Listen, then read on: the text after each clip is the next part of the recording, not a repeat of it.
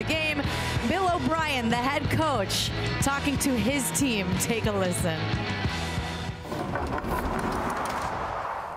Look, I'm telling you, there's another level that we can reach. I'm telling you, man, I see it. We got a hell of a football team. Now, I'm just going to tell you real quick. You got 24 hours or whatever it is, because we got to get to work on this team that's coming in here.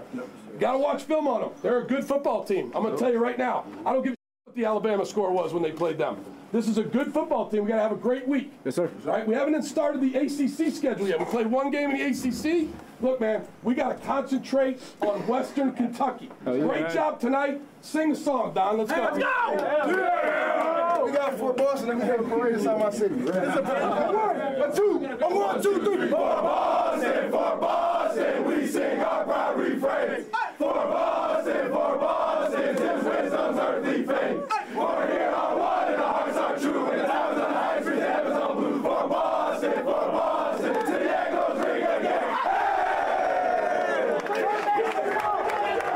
Fresh out of that post-game celebration, joining us on the desk right now, Bill O'Brien himself. We appreciate you letting the cameras in there for your post-game, but I've already heard you say, I can't repeat what I said to players at halftime. I'll have to go to confession. You did already say you'll go to church tomorrow. In PG terms, I know you're celebrating there. What was said at halftime, talked about, that shifted in this second half? Yeah, I was just upset with myself. I was upset with the coaching staff. I thought we, the players to a certain extent, I think we were lucky to only be down a touchdown. And we did not play the way we're capable of playing, and so I kind of, let everybody have it. Because as the head coach, you can do that, right, Coach? Absolutely. So, and I think, look, I don't know if that made a difference. I just think they came out in that first kickoff. Now, we have to turn that into a touchdown, but that first kickoff, those guys were flying down there, and they made a big play and got the turnover, and that kind of got us going. And, it was a battle. Michigan State, I give them a lot of credit. I was just saying to these guys, I think they're a really good football team, man. I think they're tough. I can see why they hired Jonathan Smith. I think he does a really good job. So I think that's a really good win for us at Boston College. Coach, a lot of times you go into games like, I want to attack this defense this way, or I want to do it that way. Then you get some rain. Right. How much did the rain affect the game plan? Yeah, it definitely did for a while. It stopped raining like it is now late in the game, and we were able to make that play to Bond. But we really had to, run the football. We tried to sprinkle in some things that we could do, and Michigan State played it pretty well. But we did run the football pretty well. I think Trey had 100 yards rushing thereabouts. So, I think, in the end, we got to go behind the big guys. That's our strength. Our tight ends are good blockers. Our offensive line has a lot of guys that I think have a chance to play on Sundays. And so we've got to rely on those guys. And Tommy and his, what he can do with his feet, was pretty impressive too. So it was a good night for the running game. The legendary Doug Flutie sat right here where you are and said, Boston College is good when we can run the football. And it's ironic that that's exactly what you had to lean on tonight. Tell us a little bit more about Treshaun Ward, just what he brings to that offense, because it's in the receiving game and the running game. Yeah, he's a very, very smart player, very quiet guy, works very hard, just shows up, kind of a lunch pail guy. He's got really good quickness, good hands. He's very resilient. He fumbled that ball in the beginning of the game, and, we were going to go back to him. He's one of our best players, and, he said, that's my fault, Coach, and that won't happen again, and it didn't happen again. He in the Florida State game, early in the game, he dropped the pass, and he came back and, helped us win that game. I mean, he's a very resilient guy, and I think that kind of carries over to a lot of guys on the team, because I do think at this point we seem to be a fairly resilient team, which I think is a good thing. And, Coach, you guys are also playing complementary football. Special teams is sharp. Offense obviously did their job and got the victory, but also the defense with some of those stops and turnovers. How big of a deal was that for your team? That was big. I mean, to get those interceptions,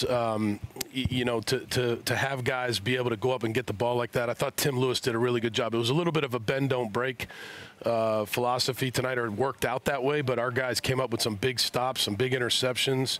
I think offensively we got to be more consistent. I think that's a good defense we went against tonight, but, and at times we moved the ball the way we wanted to, but I think overall the defense, man, they really came up big, holding them to field goals, taking the ball away, like that one you're just showing. Those were big plays for us. Coach, you had a lot of credibility coming in. I mean, your resume speaks for itself, and I'm sure the players were excited to have a chance to be coached by you. And even when you say something like hey, this kid could play on Sundays, I mean, that's legit. I mean, a lot of people can say it. He's seen it, hasn't he? He knows. I kind of know what it looks like. But when you start to win as a group, I mean, you got credibility to start, but then you start winning and you add to that credibility. It's just great to see the momentum that you've started. Yes, sir. I mean, that's like, I mean, then they really believe, right? Because you demand a lot of these guys, and, you demand a lot of them in the weight room and on the practice field and in the meeting room, and then they got to go to class, right? Boston College is not an easy place to go to school when it comes to academics. They got to show up and do the work. And so when you can win, then they really do have belief, man, this is worth it. All the work that we put in.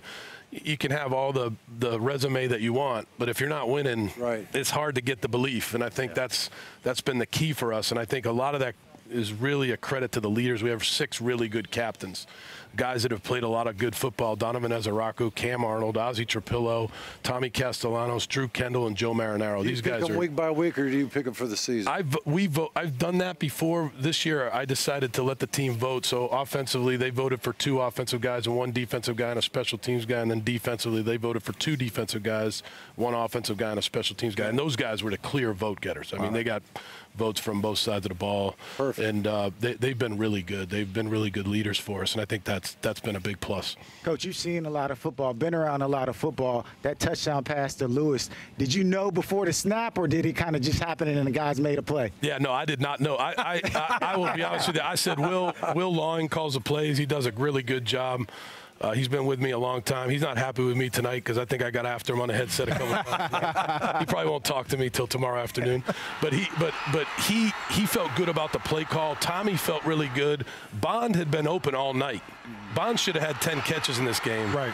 And we finally hit him. And Bond is one of our best players. I'm so glad you guys had him on this show because he deserves the recognition. He's a really good player and a great dude. So I was happy for him to make that play. Coach, last one for you. We'll get you out of here.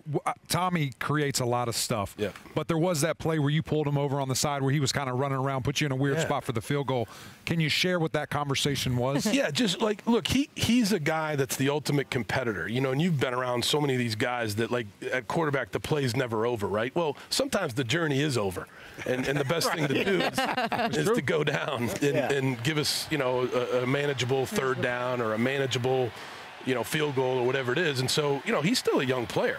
It's not like he's played a ton of football. Sure. I mean, he's played a lot, but I just think he's just a great kid, and he's an incredible competitor and a very fun guy to coach. Yeah. Do you ever feel bad yelling at a guy? Like, after it happens, you're like, it's no. It's hard for me to feel bad. I've been yelled at a lot, so I just like, no doubt. Hey, I know. I usually go and put my arm around him after I do that. There's going to be a lot of good things you see on film, but I know there's going to be some things tomorrow that you still pick apart. No doubt. Talk to these guys about. Coach, congratulations on a win tonight and the great start. It was a pleasure to be here with you guys in Chestnut Hill. No, I really appreciate you guys being here. I think it's awesome for BC, and you guys are awesome, so thank you for being here. Thank you. Now go get some rest. Yep. And enjoy church tomorrow. You got it. All right, we appreciate you, Coach.